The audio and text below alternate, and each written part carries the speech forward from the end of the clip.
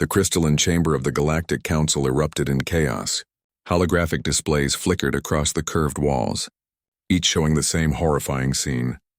A Korthax armada, 3,000 ships strong, descending upon the blue marble called Earth.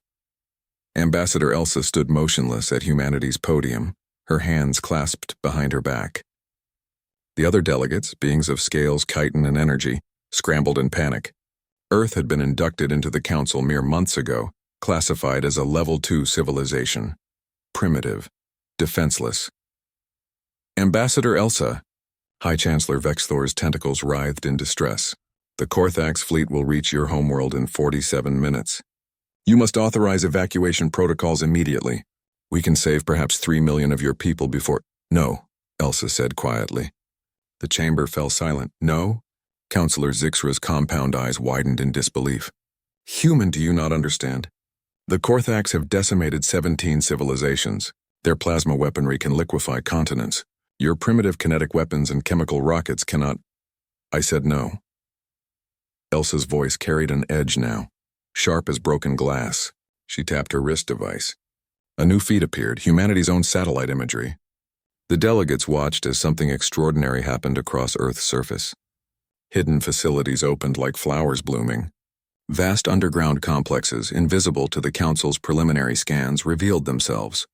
Ferg's face appeared on the main display, transmitted from Earth's Defense Command. The young tactical officer's dark eyes were calm, almost bored. Behind him, thousands of operators sat at stations that made the Council's technology look like stone tools. Ambassador, Verk reported, all defense grids online. The Korthax have just entered the Mars orbit. Permission to engage? Granted, Commander. Show them why humanity doesn't advertise its weapons. What happened next would be studied in military academies across the galaxy for generations. The Korthax armada, confident and unstoppable, swept past Mars. They had done this before. The intimidating approach, the demands for surrender, the systematic destruction of a helpless world. Their lead dreadnoughts charged plasma batteries targeting Earth's major cities. They never fired a shot. Earth's moon rippled. Not the celestial body itself, but the carefully constructed camouflage that had covered humanity's primary defense platform for the last 30 years. What the galaxy had believed was a natural satellite was actually the largest weapons installation ever constructed. Verk's fingers danced across holographic controls. Railgun batteries 1 through 500. Fire.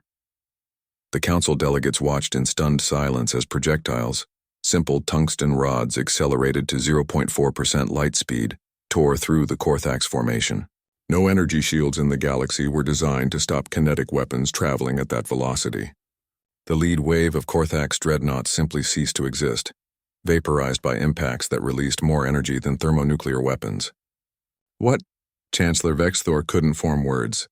How? Elsa smiled without humor. You classified us based on our public technology. You never asked what we kept private? Verk's voice continued the narration. Point defense lasers engaging missiles, deploying drone swarms, activating orbital plasma network. The space around Earth came alive. Thousands of automated defense platforms hidden among satellites and space debris revealed themselves. Laser grids created a web of death that incinerated incoming ordnance.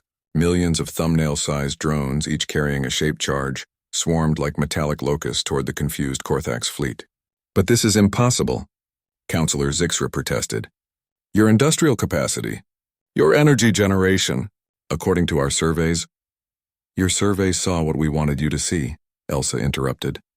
Did you think a species that survived 2 world wars, a Cold War that nearly went nuclear, and countless other conflicts wouldn't be paranoid? We've been preparing for hostile contact since we first looked at the stars and realized we might not be alone. On screen, Verk coordinated the defense with casual efficiency. Korthax fleet attempting to retreat, deploying FTL interdiction field. No one leaves until we're done talking.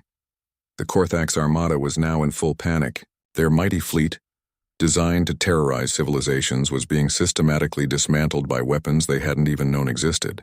Tungsten penetrators tore through hulls. Electromagnetic pulses fried their systems. Nuclear-pumped X-ray lasers, banned by the Council as barbarically excessive, carved through their formations. You kept all this secret from the Council, Vexthor said, his voice hollow. Why? Elsa turned to face the gathered delegates. Because we learned a long time ago that you don't show all your cards until you know what game you're playing. The council seemed peaceful, but we needed to be sure. We needed to understand the threats we might face. And now, Zixra whispered, now? Elsa gestured to the displays. Now Earth's defense grid is operating at 11% capacity, and the Korthax are routed. Virk status, 72% of the enemy fleet destroyed. The rest are requesting terms of surrender. Virk's expression remained unchanged. What are your orders, Ambassador? Accept their surrender. Disable their remaining ships and take the survivors into custody. We'll hand them over to the Council for trial. Elsa paused. And Virk? Power down to standby mode. No need to make our new friends more nervous than they already are. Acknowledged. Earth Defense Command standing down. The feed minimized and Elsa turned back to the Council. The assembled delegates stared at her with a mixture of fear, awe, and something else, respect. So, Elsa said calmly, shall we discuss reclassifying humanity's threat level? And perhaps talk about joint defense protocols? Because if the Korthax were willing to attack Earth, they'll attack others. And we humans, we have a saying, never again. We meant it for ourselves, but we're willing to extend that protection to our allies. Chancellor Vexthor's tentacles slowly stopped writhing. A sound emerged from his translator, laughter, uncertain but genuine. Ambassador Elsa, he said, I believe we have severely underestimated your species.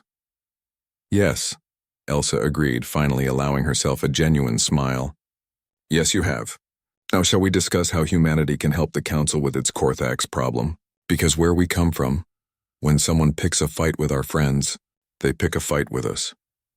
The Galactic Council had learned an important lesson that day. Humanity might be young, might be new to the galactic stage, but they were not to be trifled with. Earth had been tested, and Earth had answered not with fear but with overwhelming, calculated force. The age of humanity had truly begun.